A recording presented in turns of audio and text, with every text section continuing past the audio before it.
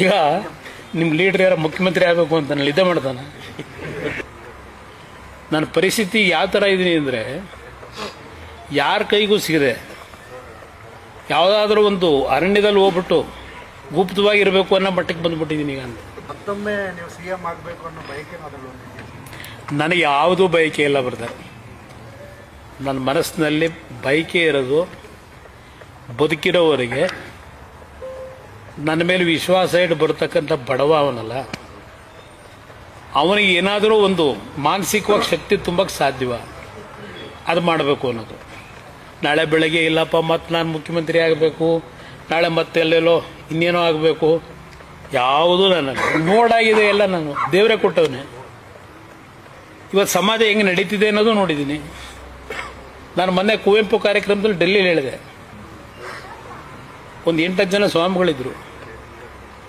ನನ್ನ ಪರಿಸ್ಥಿತಿ ಯಾವ ಥರ ಇದ್ದೀನಿ ಅಂದರೆ, ಯಾರ ಕೈಗೂ ಸಿಗದೆ ಯಾವುದಾದ್ರೂ ಒಂದು ಅರಣ್ಯದಲ್ಲಿ ಹೋಗ್ಬಿಟ್ಟು ಗುಪ್ತವಾಗಿರಬೇಕು ಅನ್ನೋ ಮಟ್ಟಕ್ಕೆ ಬಂದುಬಿಟ್ಟಿದ್ದೀನಿ ಈಗ ಅಂತ. ಸ್ವಾಮಿಗಳಿಗೇನೆ ಸಮಾಜ ನೀವು ಭಗವದ್ಗೀತೆ ನಾನು ಯಾಕೆ ಹೇಳಿದೆ ಬರ್ತಾರೆ. ಇವತ್ತು ಸಮಾಜ ಎಲ್ಲಿಗೆ ತರ್ತಾ ಇದ್ದೀವಿ? ಎಲ್ಲ ಕೊಟ್ಟ ಭಗವಂತ. ವರ್ಲ್ಡಿಗೆ ಚಾಲೆಂಜ್ ಮಾಡ್ತೀವಿ ಈ ದೇಶ. ಅದು ಮೊಘಲರು ಲೂಟಿ ಮಾಡಿದ್ರು, ಈಸ್ಟ್ ಇಂಡಿಯಾ ಕಂಪ್ನಿ ಲೂಟಿ ಮಾಡ್ಕೊಂಡು ಹೋದ್ರು, ಆದರೂ ಈ ದೇಶ ಬದುಕಿದೆ. ಈಗ ಯಾರು ಲೂಟಿ ಮಾಡ್ತಾವ್ರೆ? ಈಗಲೂ ಇದೆ ಸಂಪತ್ತು. ಇದೆಲ್ಲ ನೋಡಿದಾಗ ಬೇಕಾ ನಮಗಿದು? ನಾವು ಹಳ್ಳೀಲಿ ಮೊದಲು